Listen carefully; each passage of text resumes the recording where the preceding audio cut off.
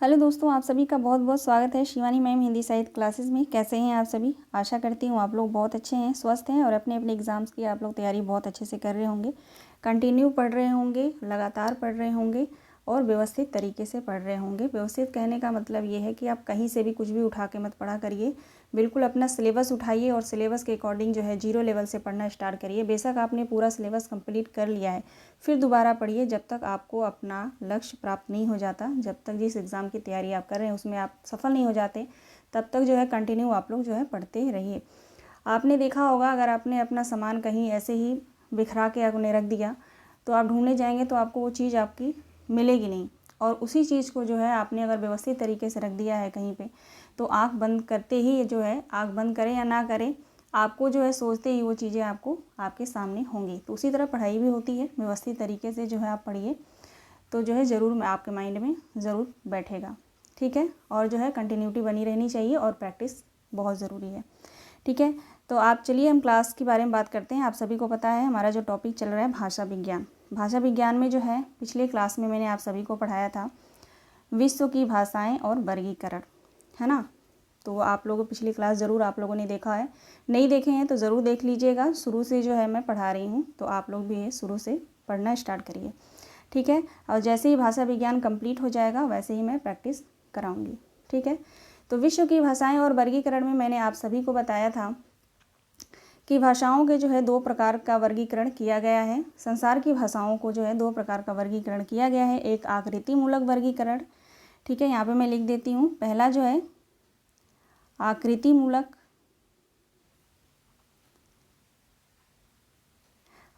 मूलक वर्गीकरण, ठीक है, और दूसरा मैंने बताया था पारिवारिक वर्गीकरण। ठीक है, थोड़ा रिवीजन करते हुए जो हम आगे की ओर बढ़ेंगे। ठीक है, पारिवारिक वर्गीकरण, ठीक है, ऐसे शॉर्ट में लिख देती हूँ, समझ जाएंगे आप लोग। ये दो मैंने आप सभी को बताया था। आकृति मूलक वर्गीकरण में जो है मैंने बताया था आप सभी को, इसमें जो है दो भाषाएं आती हैं। पहला जो है अयोगात्मक भाषा और दूसरा जो है योगात्मक भाषा। ठीक है, ये मैंने बताया था आप सभी को। इसके अंतर्गत जो है मैंने पूरा डिटेल में पढ़ाया है पिछली क्लास में। ठीक है, अयोगात्मक को मैंने छोड़ के आप सभी को बताया था कि योगात्मक में जो है, इसमें जो है तीन भाग हैं, तीन भागों में विभाजित है। पहला जो है अश्लिष्ट, ठीक है, ध्यान रखिएगा, पहला जो है अश्लिष्ट है, दूसरा जो है श्लिष्ट है। ठीक है, दूसरा श्लिष्ट है और तीसरा जो है प्रलिष्ट है। ठीक है, तो यहाँ से भी क्वेश्चन बनते हैं। ठीक है, तो इस छोटी छोटी चीज़ों को आप लोग जो है जानते रहिएगा। ये नहीं कि एक बार पढ़ लिया तो छोड़ो, जाने दो, अगली बार नहीं पढ़ेंगे, नहीं, बार बार उसको जो है रिवीजन करते चलिएगा। प्रलिष्ट, यहाँ पे एक मिनट रुक जाइए, यहाँ लिख देती हूँ, ठीक है, क्योंकि हटाऊँगी तो पूरा हट जाएगा। ठीक है, प्रलिष्ट, ये मैंने जो है विभाजित करके पूरा PDF वहाँ पर बहुत अच्छे से बना रखा है। ठीक है, तो उसको आप लोग ज़रूर देख लीजिएगा और याद कर लीजिएगा। ठीक है, अब जो है अश्लिष्ट और श्लिष्ट और प्रलिष्ट के अंतर्गत जो है यहाँ इसमें भी विभाजित किए गए हैं। जैसे अश्लिष्ट को आप पढ़ेंगे तो इसमें जो है चार भाग हैं इसके। ठीक है, पूर्व योगात्मक भाषा, मध्य योगात्मक, अंतः योगात्मक, पूर्वांत योगात्मक। ये क्या होते हैं, इसकी विशेषताएं क्या हैं और इसके उदाहरण कौन कौन से हैं, ये सब मैंने बताया है। श्लिष्ट में जाएंगे तो अंतर्मुखी और बहिर्मुखी है। तो अंतर्मुखी में जो है संयोगात्मक, वियोगात्मक और बहिर्मुखी में भी संयोगात्मक, वियोगात्मक भाषा आती हैं। ठीक है, प्रलिष्ट में जाएंगे आप तो पूर्व प्रलिष्ट और आंशिक प्रलिष्ट। ठीक है, तो ये पूरा डिटेल में मैंने बताया है, तो बहुत अच्छे से आपको जो है समझ में आ जाएगा। अच्छे से आप दिमाग लगा के पढ़ेंगे, अच्छे से शांति से इत्मीनान से पढ़ेंगे। बिल्कुल कहीं से भी कोई आवाज़ नहीं आनी चाहिए जब भी आप पढ़ते हैं, तो बिल्कुल बुक पे ही आपका ध्यान होना चाहिए, तो ही आपके दिमाग में बैठेगा। ठीक है, तो आप लोग जो है ज़रूर देख लीजिएगा। थोड़ा सा मैंने पिछले क्लास के बारे में मैंने रिवीजन कराया। ठीक है, अब जो है उसके आगे हम लोग बढ़ेंगे तो हम आएंगे भारतीय आर्य भाषा। ठीक है, उसी क्लास में जो है मैंने आप सभी को पारिवारिक वर्गीकरण भी बताया है, भारोपी परिवार भी बताया है। भारोपी परिवार तक जो हमने पढ़ लिया है। ठीक है, अब उसके आगे हम आते हैं तो भारतीय आर्य भाषा आता है, जो आज की क्लास में हम पढ़ेंगे। भारतीय आर्य भाषा बड़ा है, तो देखते हैं आज की क्लास में अगर पूरा नहीं होगा तो इसकी एक क्लास और लूँगी मैं। ठीक है, तो चलिए, भारतीय आर्य भाषा के अंतर्गत जो है आप सभी को पता है कि भारतीय आर्य भाषा समूह को कालक्रम की दृष्टि से निम्न वर्गों में बांटा गया है। तो 3 वर्गों में बांटा गया है, ठीक है, ध्यान रखिएगा। भारतीय आर्य भाषा को 3 वर्गों में जो है विभाजित किया गया है। प्राचीन भारतीय आर्य भाषा, यहाँ पे आप देख सकते हैं, प्राचीन भारतीय आर्य भाषा, मध्यकालीन भारतीय आर्य भाषा और आधुनिक भारतीय आर्य भाषा। ये तीनों आप ध्यान रखिएगा, मोस्ट इंपॉर्टेंट है, ठीक है। समय भी आप ध्यान रखेंगे। प्राचीन भारतीय आर्य भाषा का समय है 2000 ईसा पूर्व से लेकर 500 ईसा पूर्व तक, ठीक है। अब इसके अंतर्गत जो है वैदिक संस्कृति और संस्कृत अथवा लौकिक संस्कृति आता है। तो इसका समय आप देखेंगे 2000 ईसा पूर्व से 800 ईसा पूर्व तक, ठीक है। और लौकिक संस्कृति के अंतर्गत आएंगे तो 800 ईसा पूर्व से 500 ईसा पूर्व तक। अब यहाँ से लेकर जो है आपको प्राचीन भारतीय आर्य भाषा जब आप पढ़ेंगे, इसमें जो है सन में कन्फ्यूजन होता है, तो ईसा पूर्व ही है, ये आप माइंड में बैठा लीजिएगा, ठीक है। ईसा पूर्व ही है प्राचीन भारतीय आर्य भाषा के अंतर्गत। वैदिक संस्कृति और लौकिक संस्कृति के अंतर्गत जो है समय यहाँ पे पूछा जाए तो ईसा पूर्व में ही आएगा, ठीक है। अब ये हो गई बात प्राचीन भारतीय आर्य भाषा की, ठीक है। अब आप आएंगे मध्यकालीन भारतीय आर्य भाषा या आर्य भाषा कह लीजिए। अब इसका समय देखिए 500 ईसा पूर्व से 1000 ईसा पूर्व तक, ठीक है। अब इसके अंतर्गत जो है पाली, प्राकृत और अपभ्रंश, प्रथम प्राकृत, द्वितीय प्राकृत, तृतीय प्राकृत भी बोलते हैं, ठीक है, पाली, प्राकृत और अपभ्रंश। अब इसकी जो है पाली के समय सीमा देखिए, मोस्ट इंपॉर्टेंट है, हर पेपर में प्रश्न आता है, चाहे आप टीजीटी का पेपर दें, पीजीटी का दें या असिस्टेंट प्रोफेसर का दें या यूजीसी नेट का जेआरएफ का दें या कहीं किसी भी पेपर टेट अगर दे रहे हैं तो वहाँ पे प्रश्न, यहाँ से प्रश्न पूछा ही जाता है, ठीक है। तो पाली का समय देखिए आप 500 ईसा पूर्व से 1 ईस्वी तक, यहाँ पे तक होगा, ठीक है, यहाँ पे मिल गया है। तो ये आप माइंड में बिठा के रखिएगा, समय सीमा जो यहाँ पे लिखा गया है कि ईसा पूर्व और ईस्वी में कन्फ्यूजन होता है, ठीक है। बेशक आप एक बार पढ़ेंगे आपको लगेगा कि नहीं मुझे तो याद हो गया, लेकिन अभी भी पूछ दिया जाए क्वेश्चन यहाँ पूरा कि प्रथम प्राकृत, पाली का समय सीमा और ये तीनों अगर दे दिया जाए तो आप ज़रूर कन्फ्यूजन में आ जाएंगे कि ईसा पूर्व ईस्वी में, ठीक है। तो मैंने आपको पहले ही बताया कि प्राचीन भारतीय आर्य भाषा में जो है ईसा पूर्व ही है, ये माइंड में रखेंगे। उसके बाद जब मध्यकालीन आर्य भाषा में आप आएंगे तो प्रथम प्राकृत यानी पाली में जो है 500 ईसा पूर्व, ठीक है। उसके बाद 1 ईस्वी, यहाँ से जो है 1 ईस्वी से ईस्वी ही चलेगा, ठीक है। अब प्राकृत में आएंगे, द्वितीय प्राकृत में तो 1 ईस्वी से लेकर 500 ईस्वी तक, ओके। उसके बाद जब अपभ्रंश में आएंगे तृतीय प्राकृत में तो यहाँ भी 500 ईस्वी से लेकर 1000 ईस्वी तक, ठीक है। समझ में आ गया होगा आप लोगों को, ठीक है। ऐसे याद करिएगा तो माइंड में ज़रूर बैठ जाएगा। कुछ ना कुछ जोड़ कर जो है आप कुछ भी पढ़ रहे हैं उसको जोड़ करके याद किया करिए, ठीक है, तो ही याद होगा। अब हम आते हैं आधुनिक भारतीय आर्य भाषा, ठीक है। तो 1000 से अब तक, ठीक है। पहले इन तीनों को याद करिएगा, प्राचीन भारतीय आर्य भाषा, मध्यकालीन भारतीय आर्य भाषा, आधुनिक भारतीय आर्य भाषा, इनका समय एक साथ याद करिएगा, ठीक है। फिर उसके अंतर्गत जो दिया गया है उनका समय देखिएगा, ठीक है। अब जो है हमने ये जाना, ठीक है, कि भारतीय आर्य भाषा के जो है निम्न वर्ग यानी 3 वर्गों में बांटा गया है, उसको हमने पढ़ लिया। अब हम यहाँ पे देखेंगे प्राचीन भारतीय आर्य भाषा, ठीक है। सबसे पहले हम इसको पढ़ने जा रहे हैं, पहले को, ठीक है, यानी अ को, ठीक है। इन दोनों का भी आप माइंड में नहीं रखेंगे। प्राचीन भारतीय आर्य भाषा के अंतर्गत जो है हम वैदिक संस्कृति पढ़ेंगे, ठीक है। वैदिक और लौकिक है 2, ठीक है। वैदिक संस्कृति को देखेंगे तो वैदिक संस्कृति प्राचीन भारतीय आर्य भाषा का प्राचीनतम नमूना है, यानी प्राचीनतम दृश्य जो है वैदिक संस्कृति में ही दिखाई देता है, ठीक है। वैदिक साहित्य का सृजन वैदिक संस्कृत में हुआ है। वैदिक संस्कृति को वैदिकी, वैदिक छंदस, छांदस आदि भी कहा जाता है, ये भी ध्यान रखेंगे।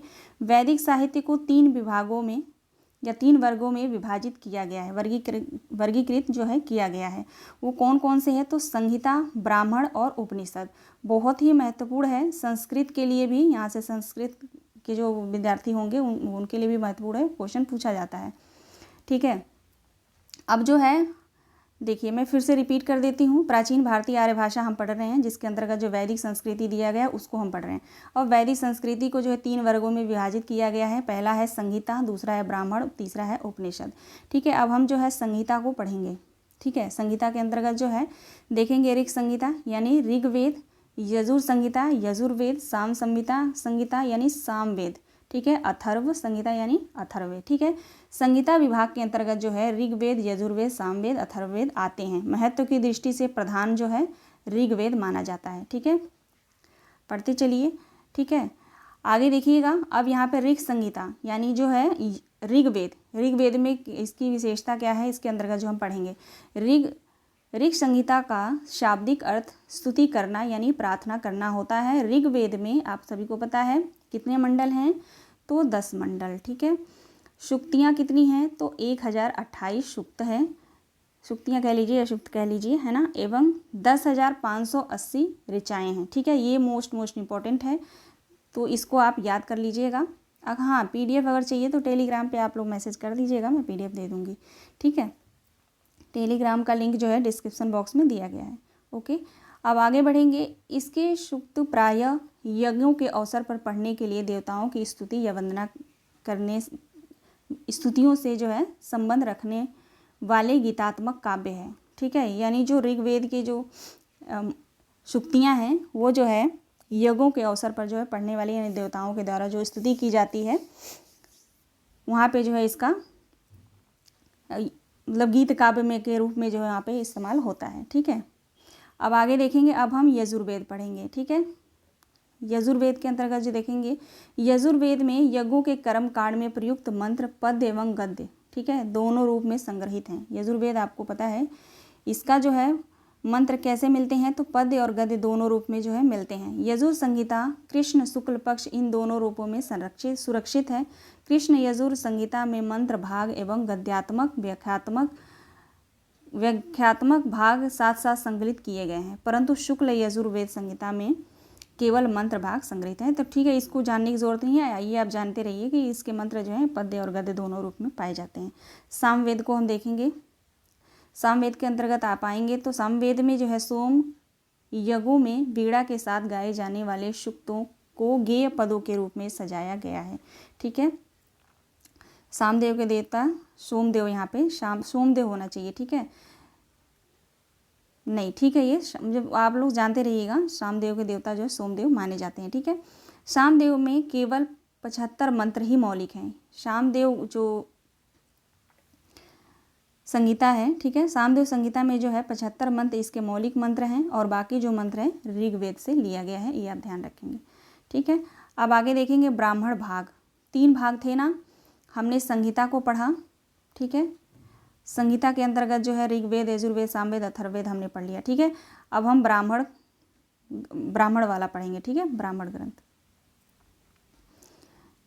यहाँ से देखेंगे ब्राह्मण भाग। ठीक है, ब्राह्मण भाग में कर्म कांड की व्याख्या की गई है। ठीक है, ध्यान रखिएगा, पूछा जा सकता है कर्म कांड की व्याख्या किस में किया गया है, तो ब्राह्मण में, संहिता में या उपनिषद में, ऐसे अब ऑप्शन जो है आ सकता है, तो यह ध्यान रखिएगा। कर्म कांड की व्याख्या कहाँ पे की गई है, तो ब्राह्मण भाग में।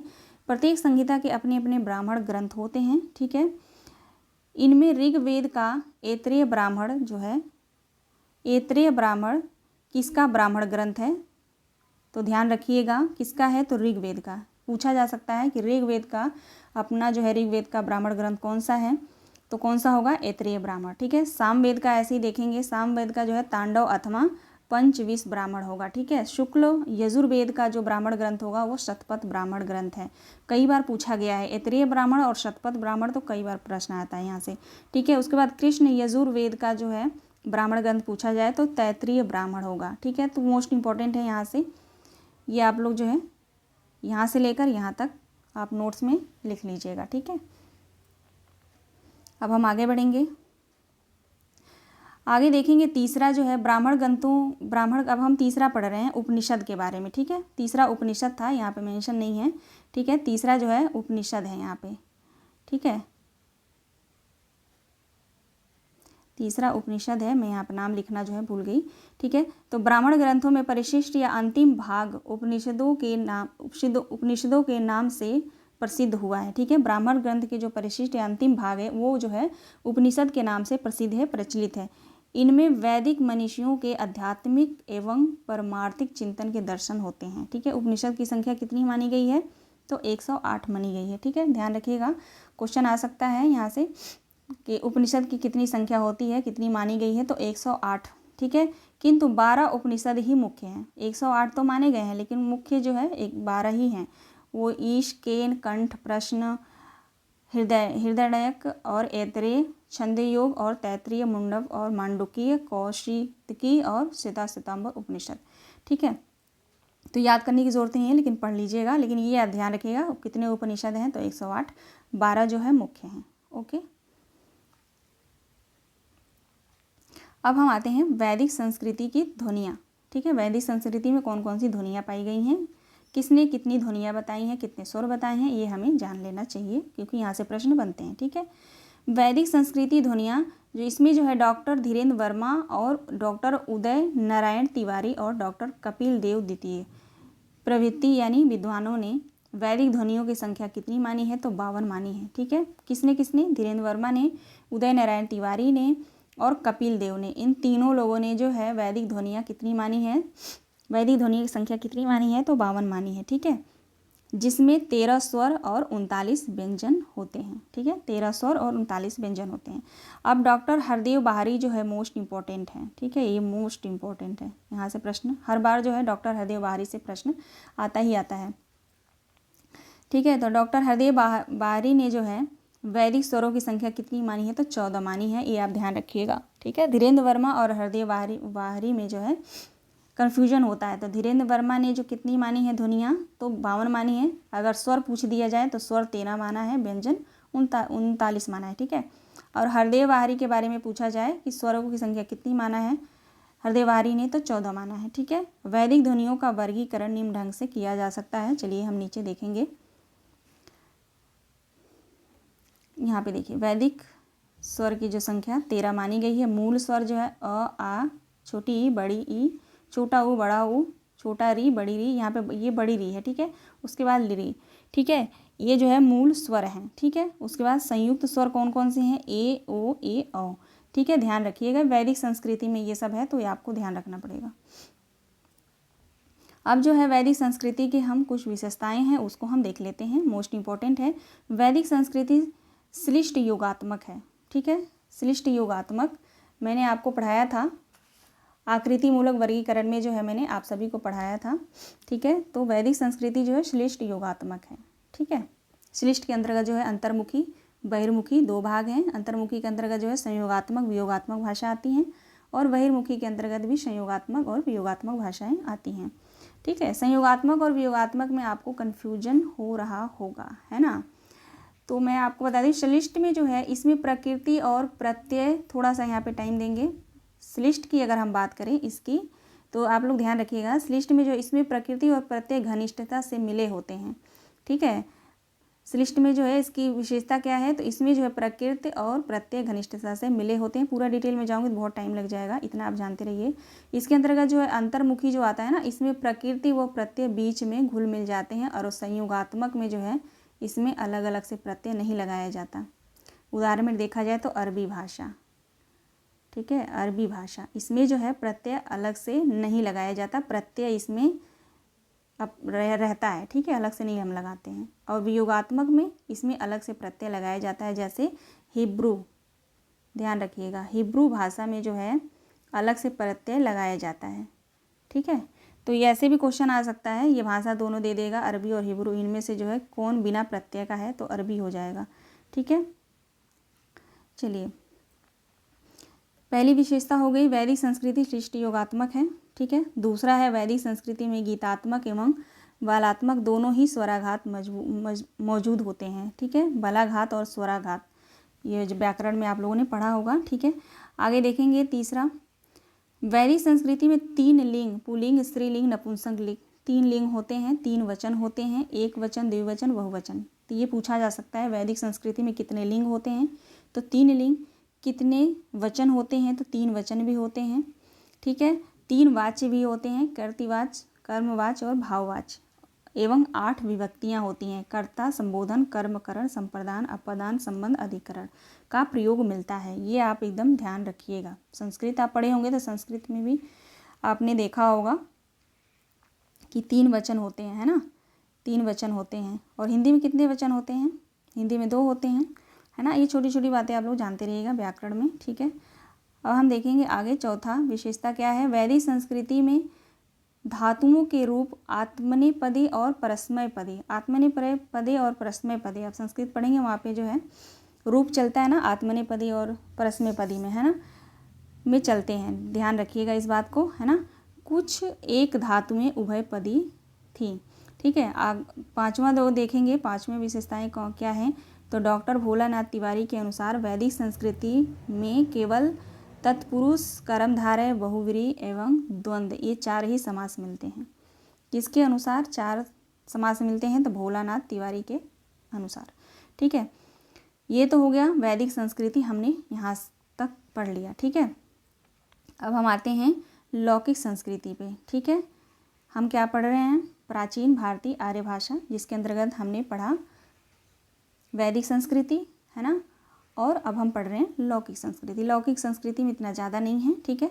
लौकिक संस्कृति अगर हम बात करें तो इसमें जो है प्राचीन भारतीय आर्य भाषा का वह रूप जिनका पाणिनि की अष्टाध्यायी में विवेचन किया गया है। लौकिक संस्कृति का जो है प्राचीन भारतीय आर्य भाषा का वह रूप है जिसका पाणिनि की अष्टाध्यायी जो रचना है उसमें विवेचन किया गया है, वह लौकिक संस्कृति कहलाता है, ठीक है। संस्कृत में 48 ध्वनियाँ ही शेष रह गई हैं। कितनी ध्वनियाँ, 48 ध्वनियाँ, ठीक है। अब हमने वैदिक संस्कृति में कितनी ध्वनियाँ पढ़ी, तो 39, है ना, 39 ध्वनियाँ थी। अब इसमें एक कम हो गया, ठीक है, 48 ध्वनियाँ, ठीक है। वैदिक संस्कृति की 4 ध्वनियाँ ल और लह, जिह्वा मूली और उपदमानी के लुप्त होने से लौकिक संस्कृति में जो है 48 ध्वनियाँ शेष बच जाती हैं, ठीक है। ये इसके बारे में जो है थोड़ा सा डिटेल है तो हमने देखा, ठीक है। ये हमारा समाप्त हो गया प्राचीन भारतीय आर्य भाषा।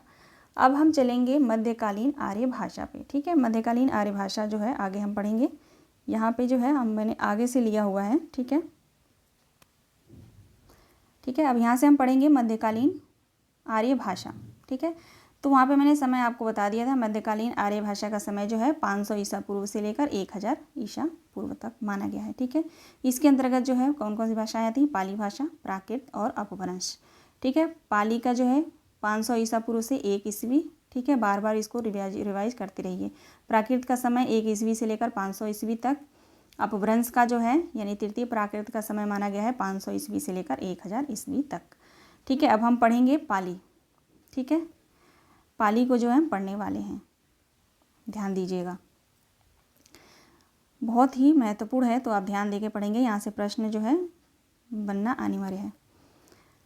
पाली का अर्थ बुद्ध वचन, ठीक है। पाली का अर्थ जो है बुद्ध वचन, यानी जो यहाँ पे देखिए पाली में लिखा गया है पारखतीति बुद्ध वचनम इति पाली होने से यह शब्द केवल मूल त्रिपिटक ग्रंथों के लिए प्रयुक्त होता है। यह शब्द जो है पाली शब्द किसके लिए प्रयुक्त होता है, तो त्रिपिटक ग्रंथों के लिए, ठीक है। पाली में ही त्रिपिटक ग्रंथों की रचना हुई है, ठीक है। तो यहीं से एक प्रश्न बनता है कि त्रिपिटक ग्रंथों की रचना जो है किस भाषा में हुई है, तो पाली भाषा में हुई है, ध्यान रखिएगा, ठीक है।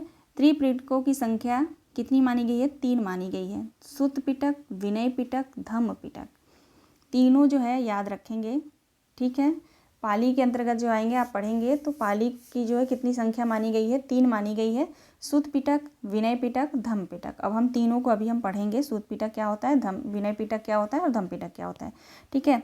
आगे देखेंगे बौद्ध धर्म के प्रचार प्रसार के उद्देश्य से सम्राट अशोक के पुत्र कुमार महेंद्र त्रिपिटकों के साथ लंका गए थे, ठीक है। कौन गए थे, तो सम्राट अशोक के पुत्र कुमार महेंद्र, नाम याद रखिएगा। ये जो है त्रिपिटकों के साथ जो है लंका गए। वहाँ लंका नरेश वटगामिनी इनको जो है मिले। वटगामी यहाँ पे समय दिया गया है ईसा पूर्व 291 के संरक्षण में थेरवाद की त्रिपिटक यानी बुद्ध के उपदेशों का संग्रह लिपिबद्ध हुआ। पाली भारत की प्रथम देश भाषा है, ठीक है। भारत की प्रथम देश भाषा कौन सा है, तो पाली है, ठीक है ना, ये ध्यान रखिएगा। अब इसमें महत्वपूर्ण जो है ये सब है तो आप लिख सकते हैं यहाँ से, है ना। भारत की प्रथम देश भाषा क्या है, पाली है। 1 लाइनर आप बनाते चलिए। त्रिपिटकों की संख्या कितनी है, तो 3 है। कौन कौन से, सुत्त पिटक, विनय पिटक, धम्म पिटक, ये आप ध्यान रखिएगा। पाली का अर्थ अगर पूछा जाए तो बुद्ध वचन होता है, ठीक है। त्रिपिटकों ग्रंथों की रचना किस भाषा में हुई है, तो पाली भाषा में हुई है। ये सभी जो 1 लाइनर को आप बनाते चलिए, खुद का आपका नोट्स रहेगा तो रिवाइज करने में आसानी रहेगी, ठीक है। अब हम पढ़ेंगे सुत्त पिटक, ठीक है। कितने भागों में विभाजित किया गया है, तो तीन भागों में, ठीक है। त्रिपिटकों की संख्या कितनी है, तो 3 है। तो अभी हम सुत्त पिटक पढ़ेंगे, ठीक है।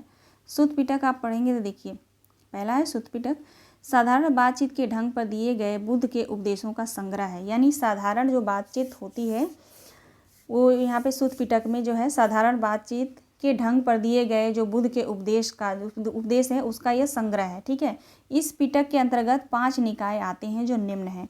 दीर्घ निकाय, दीर्घ होगा यहाँ पे, ठीक है। दीर्घ निकाय, मध्यम निकाय, संयुक्त निकाय, अंगुत्तर निकाय और खुद्दकक निकाय। तो निकाय जो है इतना इम्पोर्टेंट नहीं है, लेकिन त्रिपिटक का नाम आप ध्यान रखिएगा। और ये पूछा जा सकता है कि साधारण बातचीत के ढंग पर दिए गए बुद्ध के उपदेशों का संग्रह जो है कौन सा है, तो सुत्त पिटक है, ठीक है। तीनों पिटक का नाम दे देगा तो आप ध्यान रखिएगा सुत्त पिटक है। विनय पिटक के अंतर्गत क्या होता है, देखिए विनय पिटक में जो है बुद्ध के उन शिक्षाओं का संकलन है जो उन्होंने समय समय पर संघ संचालन को नियमित करने के लिए दी थी, ठीक है। विनय पिटक जो है, जो ग्रंथ है, इसमें जो है बुद्ध के उन शिक्षाओं का जो यह संकलन है विनय पिटक, जिसमें उन्होंने समय समय पर अपने संघ के संचालन को नियमित करने के लिए दी थी, ठीक है। उसका जो संग्रह है विनय पिटक, ठीक है। विनय पिटक में निम्नलिखित ग्रंथ हैं, कौन से हैं, महावग्ग, चुल्लवग्ग और पातिज्य और पारिजक और परिवार, ठीक है। तो इसको आप लोग नहीं याद करेंगे तो कोई दिक्कत नहीं, लेकिन पढ़ लीजिएगा ज़रूर, ठीक है। अब हम आते हैं धम्म पिटक। धम्म पिटक को देखेंगे, धम्म पिटक में चित्त, चैतसिक और आदि धर्मों का विशद विश्लेषण किया गया है। सुत्त पिटक के उपनिषद सिद्धांतों के आधार पर ही वस्तुतः धम्म पिटक का विकास हुआ है। धम्म पिटक में 7 ग्रंथ हैं, कौन कौन से हैं, धम्म संगड़ी, विभाग, धातु कथा, पुल्लक, पंचित और कथावस्तु और यमक और पठान, ठीक है। तो ये हो गई हमारी जो हमने त्रिपिटक हमने पढ़ लिया। पाली के अंतर्गत जो है त्रिपिटकों की संख्या सुत्त पिटक, विनय पिटक और धम्म पिटक, तीनों हमने पढ़ लिया, ठीक है। अब हम आगे चलेंगे, एक मिनट रुकिए।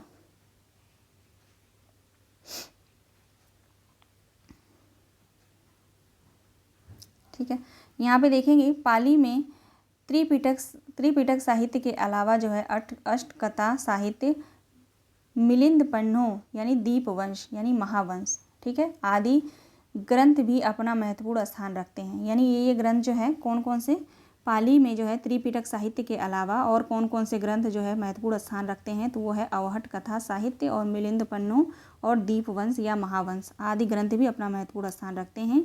इन ग्रंथों के अनुशीलन से पता चलता है कि पाली का प्रचार न केवल उत्तरी भारत में था, अपितु वर्मा, लंका, तिब्बत, चीन आदि देशों में विस्तारित था, ठीक है।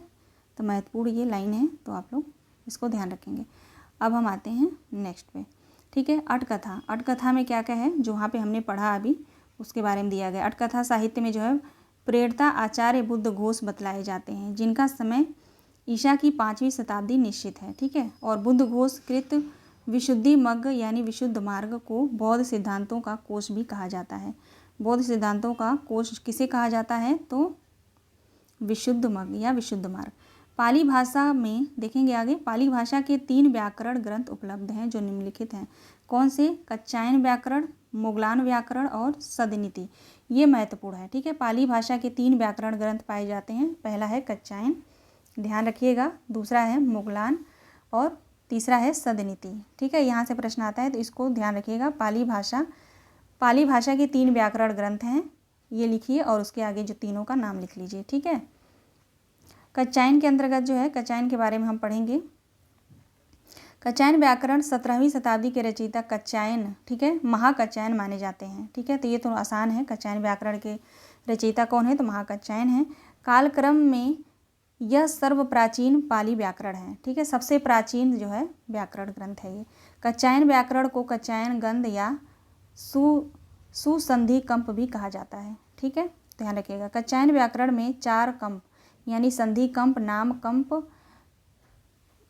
कंप कह रही हूँ, कप है ना, कप, आख्याद कप तथा किविदान कप और 23 परिच्छेद या 775 सूत्र हैं, ठीक है। तो इतना महत्वपूर्ण नहीं है। लेकिन ये ध्यान रखिएगा पाली भाषा में जो है 3 व्याकरण ग्रंथ हैं, कच्चायन व्याकरण, मुगलान और सदनीति। ठीक है, मुगलान व्याकरण के बारे में देखेंगे। मुगलान व्याकरण के रचयिता जो है मुगलान हैं। ठीक है, नाम याद करना आसान है आप लोगों को। मुगलान व्याकरण के रचयिता जो है मुगलान हैं।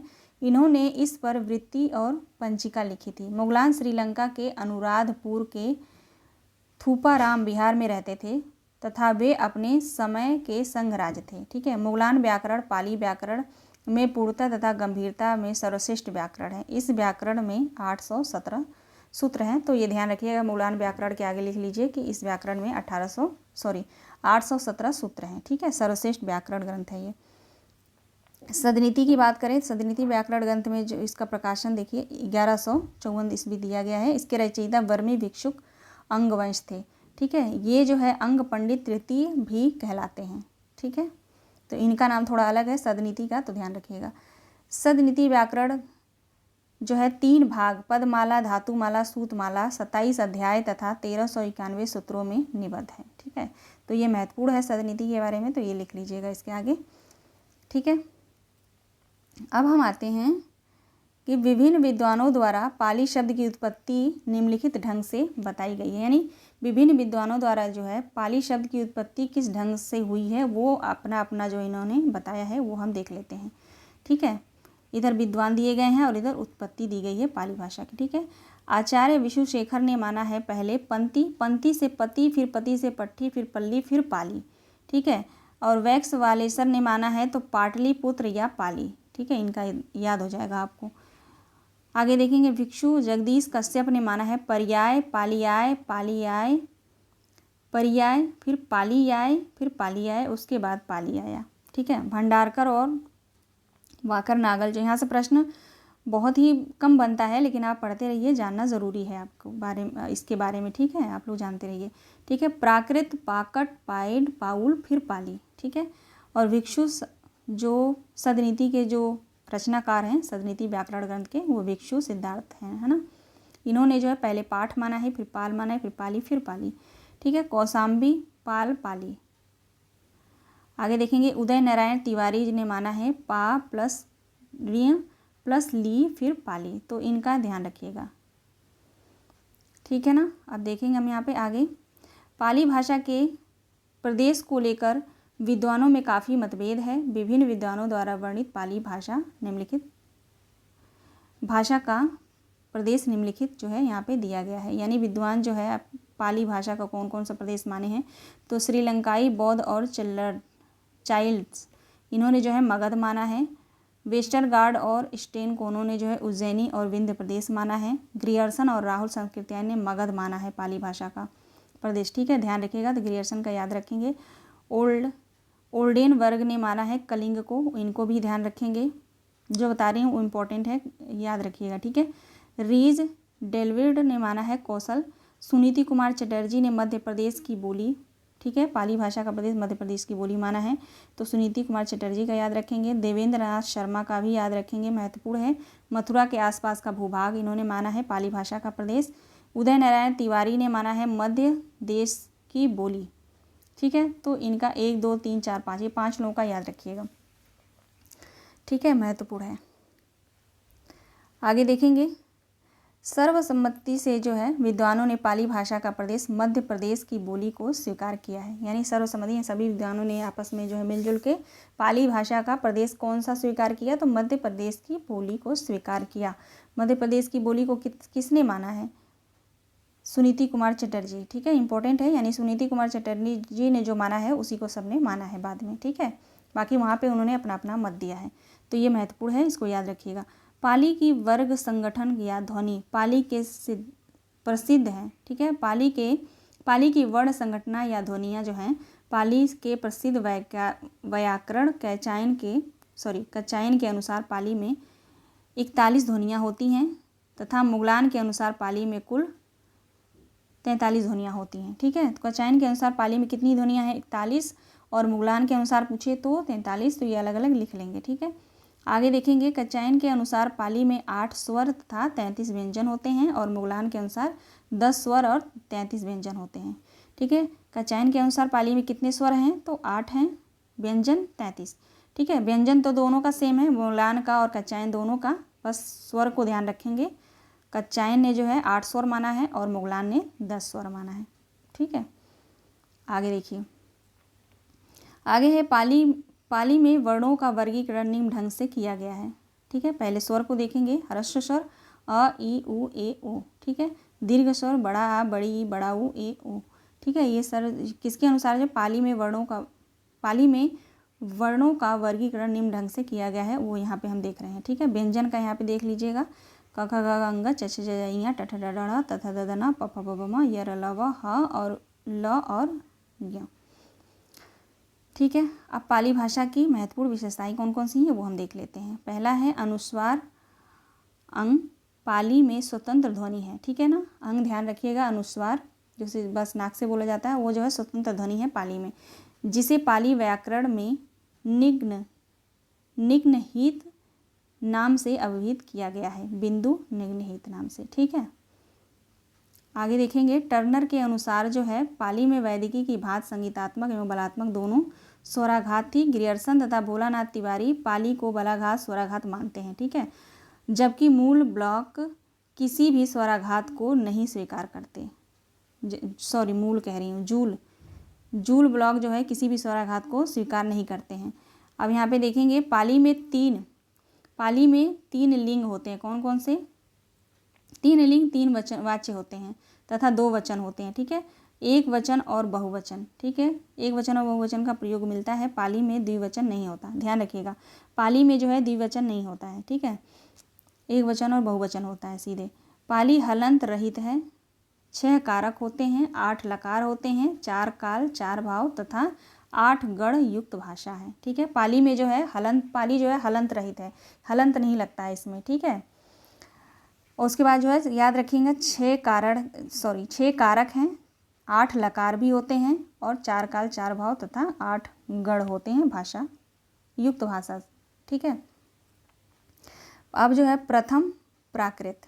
ठीक है, प्रथम प्राकृत पाली है, यानी पाली ही प्रथम प्राकृत पाली के अंतर्गत ही अभिलेखी प्राकृत या शिलालेखी प्राकृत भी आता है। इसके अधिकांश लेख शिला पर अंकित होने के कारण इसकी संख्या शिलालेखी प्राकृत हुई। ठीक है, तो हमने जो है पाली को पढ़ लिया। ठीक है, हम क्या पढ़ रहे हैं? मध्यकालीन आर्य भाषा, मध्यकालीन भारतीय आर्य भाषा, जिसके अंतर्गत जो है पाली भाषा, पाली, प्राकृत और अपभ्रंश 3 आते हैं। तो हमने पाली तक जो है पढ़ लिया। अब जो है मुझे लग रहा है क्लास लंबी हो जाएगी, तो अब कल की क्लास में जो है हम प्राकृत से पढ़ेंगे, प्राकृत अपभ्रंश भाषा पढ़ेंगे और आधुनिक आर्य भाषा पढ़ के जो है समाप्त कर देंगे, क्योंकि मुझे पता था ये लंबा है, बहुत बड़ा है, तो कम से कम 1.5-2 घंटे लग जाएंगे, तो इतनी बड़ी क्लास नहीं करते हम। ठीक है, तो चलिए, आशा करती हूँ आपको क्लास पसंद आई होगी। क्लास पसंद आई हो तो लाइक और सब्सक्राइब ज़रूर कर दीजिएगा, और जिन्होंने सब्सक्राइब नहीं किया है सब्सक्राइब कर लीजिएगा। पूरी क्लास को आप लोग देखा करिए, थोड़ा सा देख के आप लोग छोड़ देंगे तो आपको कुछ समझ में नहीं आएगा, है ना। आप सभी के लिए जो है मैं पढ़ा रही हूँ। ठीक है, और मैं भी गवर्नमेंट जॉब की तैयारी करती हूँ, तो उसके लिए भी मुझे भी अपना पढ़ना होता है, तो मैं आप लोगों को पढ़ाती भी हूँ, खुद भी पढ़ती हूँ, तो ये साथ मिल के हम पढ़ेंगे अच्छे से, है ना। तो चलिए मिलते हैं नेक्स्ट वीडियो में। आप सभी दोस्तों का बहुत बहुत धन्यवाद। अपना ख्याल रखिएगा और अच्छे से पढ़ाई करते रहिएगा जैसे मैंने बताया है। ठीक है।